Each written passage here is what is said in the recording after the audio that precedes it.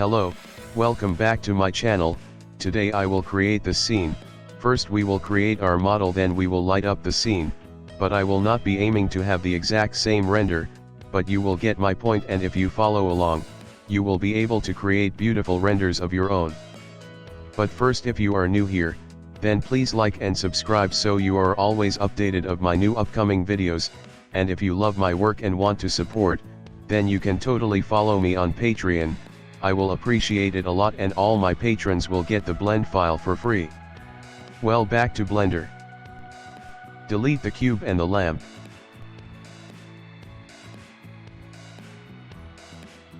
Shift A, bring in a plane into the scene.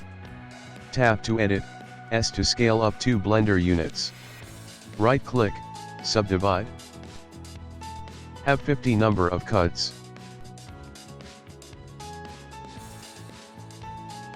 Go to the Modifiers tab and select Displace. Click on New, then Texture tab. Select Clouds, change Noise Bias to Original Perlin. Increase the size to 1.25.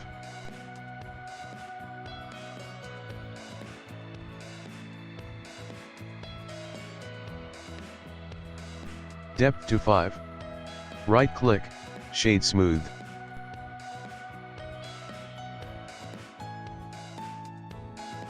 Shift A. Bring in a torus. Tap to go to Edit Mode, Subdivide, 1 is enough. Rotate it 90 degrees along Y-axis, rotate and place it where you want to have the cave.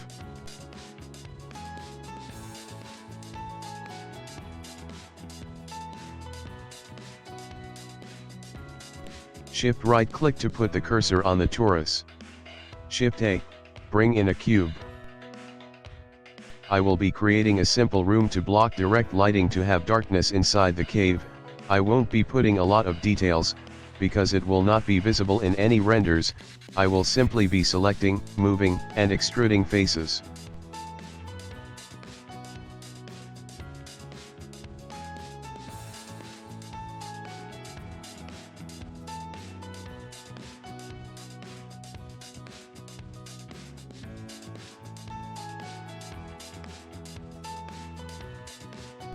Shift select the 2 inner faces, then X to delete. Go to Edge Select Mode, Alt select the inner edge loop, then Shift Alt select the other edge loop, right click, Bridge Edge Loops.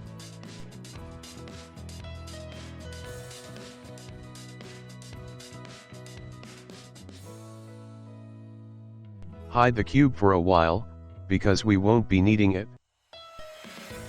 Ctrl-Alt-0 to put the camera directly at your viewing angle. Go to Camera Settings and change the focal length to 18. Adjust your camera, think your torus is the entrance to a cave, and imagine a rough angle to place the camera before we start modeling. Viewpoint display. Opacity to 1.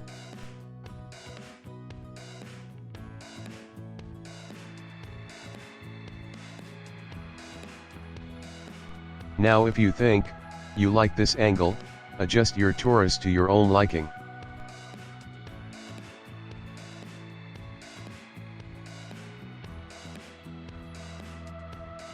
Keep on saving your scene from time to time.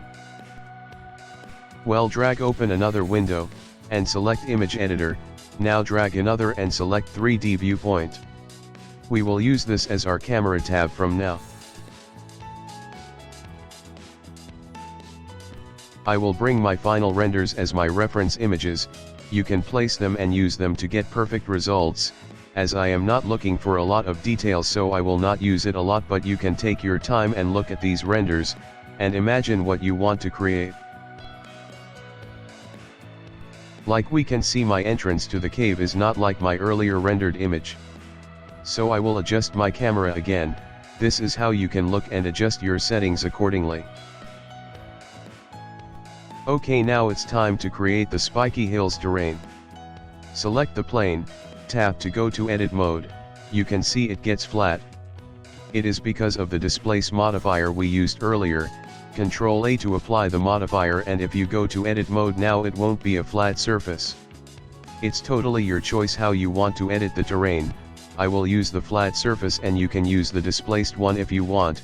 The process is totally going to be the same. Back to edit mode.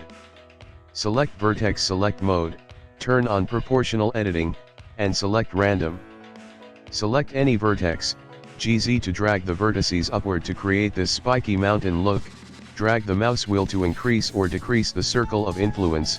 The bigger the circle, the more will be the influence on vertices around the selected one. Back to object mode, you can see your terrain taking its shape. Keep this space so it creates an illusion of a path.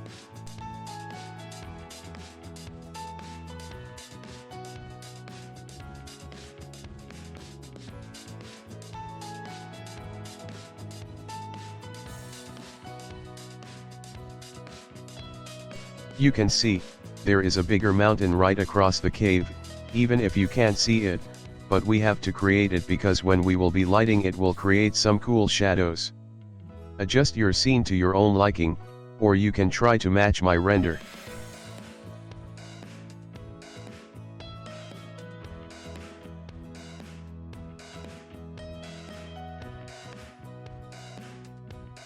Unhide the torus. Now go to the Shading tab.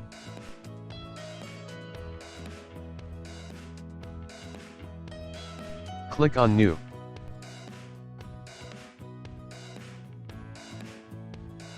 Shift-A, bring in a gradient texture and a color ramp.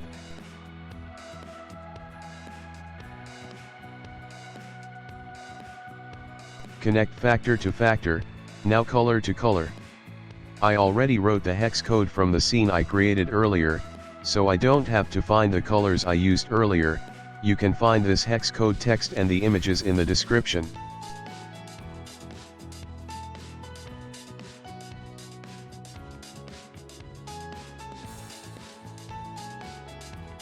After assigning our colors, you can see, it's not how we want it to look like.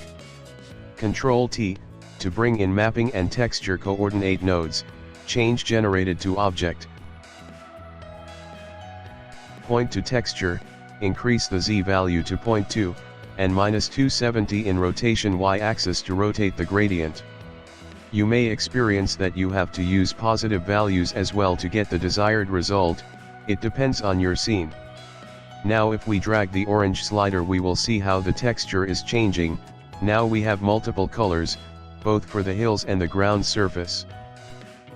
Adjust the slider to your own liking.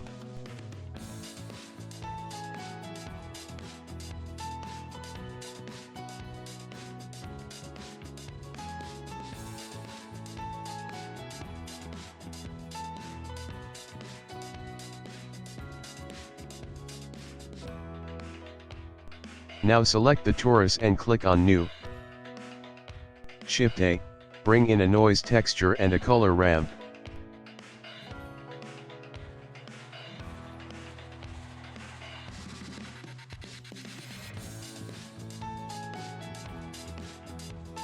Increase the noise scale to 17.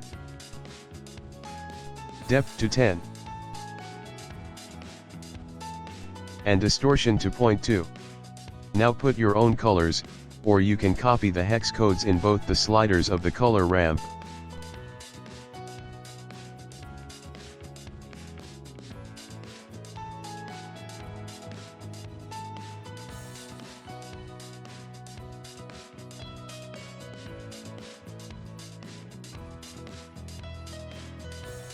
Decrease the specular value, and increase the roughness of both the torus and the plane.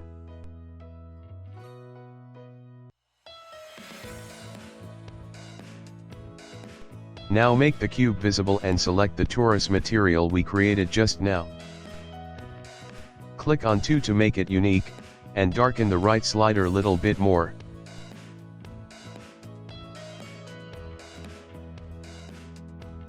Now it's time to set up an HDR. I am going to use an Aden Scene Skies. You can use any HDRI of your own choice.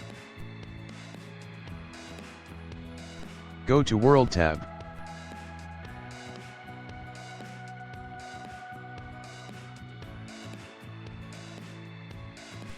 Now if you want to rotate your HDRI, you can change the Z rotation value. And it will spin your HDR to your own liking.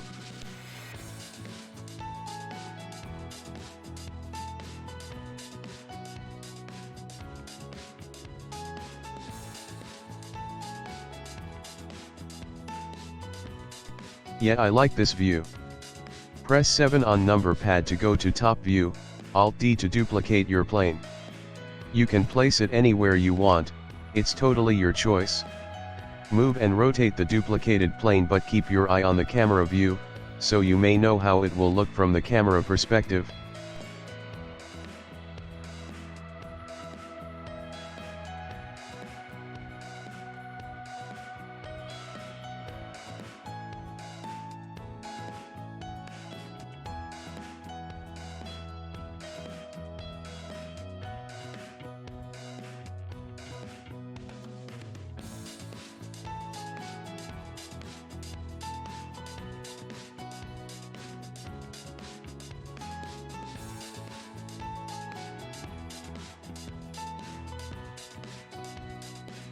Duplicate it one more time.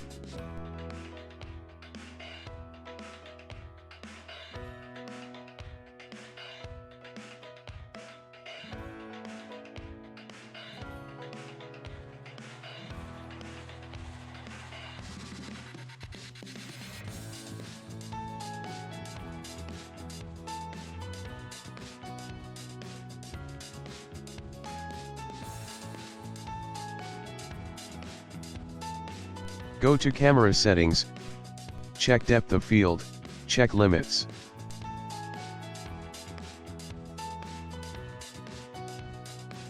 Reduce your focus distance to bring it closer to the cave. Increase f-stop to 3, and blades to 10.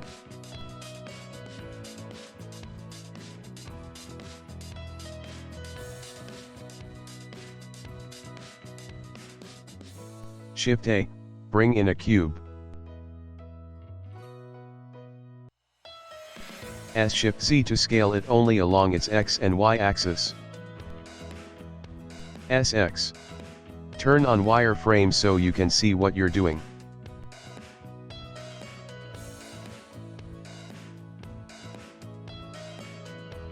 Now SZ.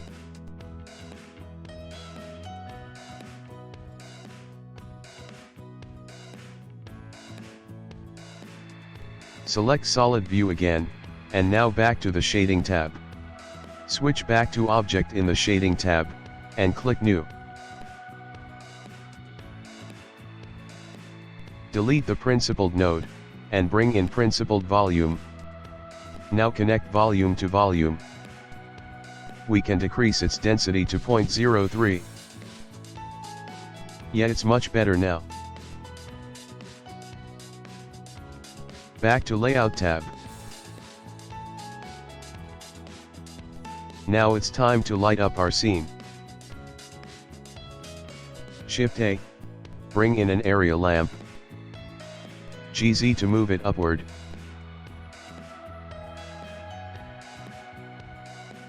Increase its power to 150 and change its shape to ellipse. Increase its size to 2 on both the axis. Check contact shadows. Now change the color of your area light to sky blue, or you can copy what color value I used by using the hex code. Go to top view, scale up the area light. Yes, something like that. Now bring in a sun lamp.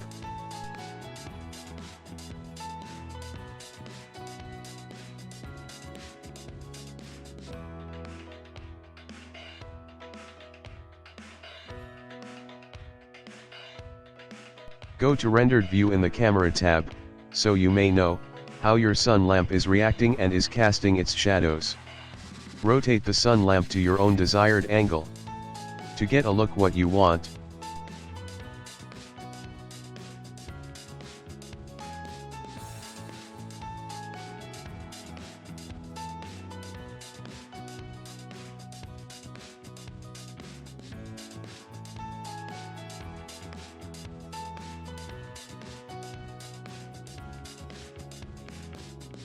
Shift D to duplicate the sun lamp.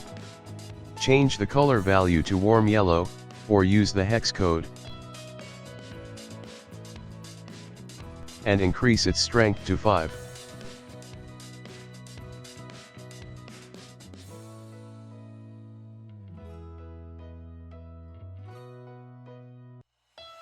Now change the color again, and change its strength to 5 as well, or you can experiment with the value yourself.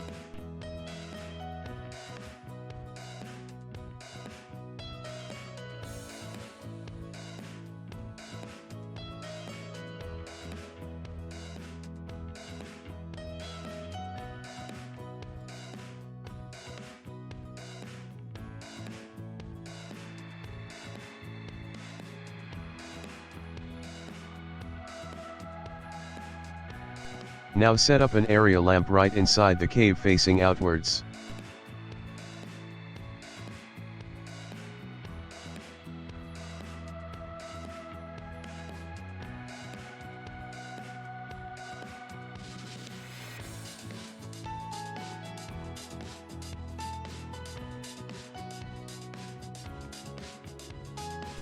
Shift D to duplicate, and rotate it a little bit.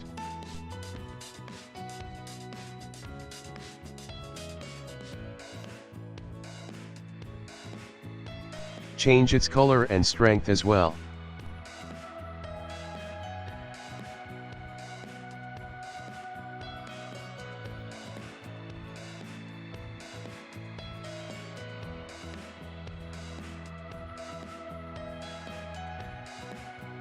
Well, I forgot to edit our cave before, we can do it now. Select the torus. Tap to go to edit mode. Turn on proportional editing and select random again, select any vertex and GZ to move it downward, and the area of influence will automatically make the other vertices move down as well, just like we did earlier. Now it's totally on you, how you want it to look like.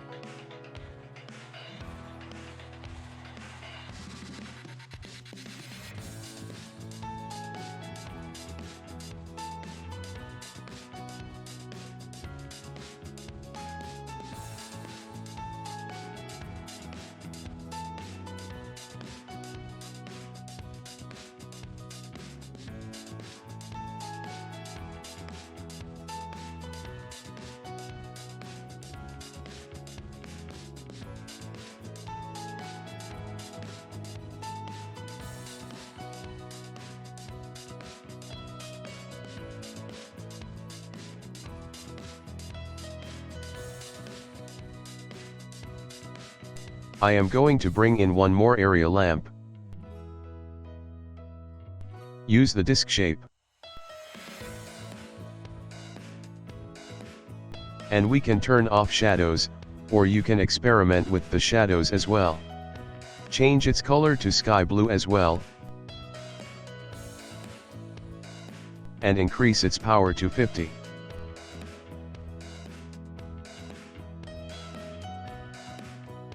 We are using this light to separate our foreground from the background. A slight color difference can create some good depth in your scene.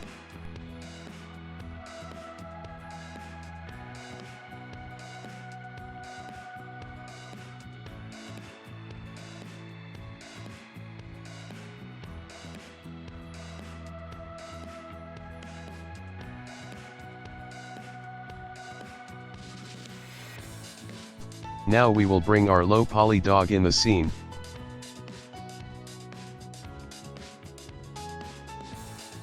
This is the same dog model we created some time ago. If you missed it, then you can totally check out this tutorial series. After watching it, you can make not just a dog but any low poly animal easily. Ctrl C to copy and then Ctrl V to paste it directly in our scene. You can also link or append your models, it is totally up to you. We can see it's quite big. We will scale it down so its scale matches your environment. Pose your dog model. I will not be looking for the perfect pose, but you can take your time, make sure his feet touch the ground and are not floating in mid-air.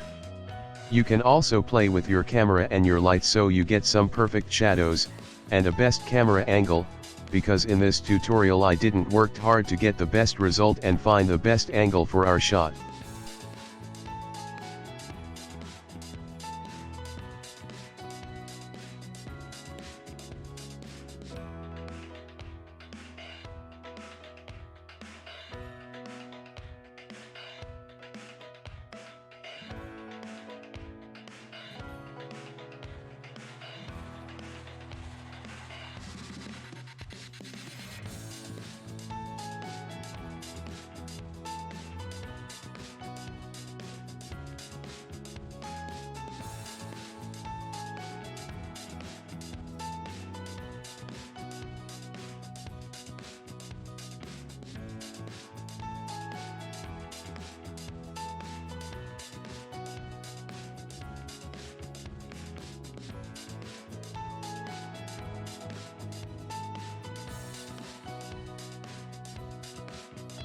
When you are done, check ambient occlusion, check bloom, threshold to 2, need to 1, radius to 10, intensity to 0.07, and clamp to 2.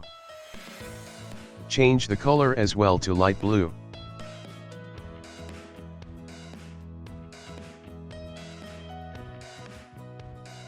Check screen space reflections.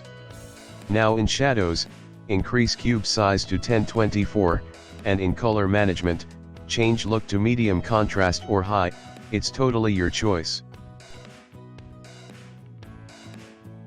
Well, back to the shading tab.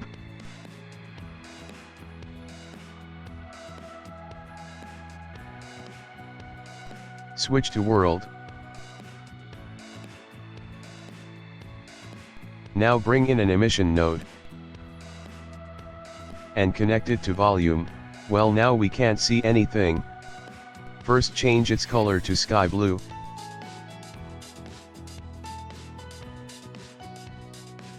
And reduce its strength to 0.12. No, it's a lot. Decrease it to 0.012.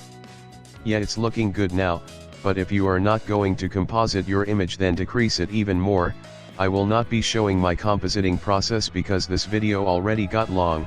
You can use Photoshop or GIMP or even the Blender compositor to color correct your image after you are done rendering, and if you want to learn some compositing, you can check out this video. I have showed some tricks how you can use the compositor to improve your renders. Well, to have a rough render from this scene, I modified my camera angle and lighting a little bit. This is what it looks like now. I did a little bit of compositing as well. You can see, this is what the render was looking like before compositing, and now after compositing. After tweaking its settings a little bit more, I got these renders. They are not perfect like my earlier render because I took a lot of time making that scene, and to make it look beautiful, like I said earlier, I won't work on a lot of details, and will not go for the perfect result, but if you work on it as well, you sure will get beautiful renders of your own. It's totally up to you how much time and dedication you want to give to your work. Hope you liked the video, and if you did, then please like and subscribe my channel. Well, this is all for today. See you in my next video. Take care till then. Happy blending.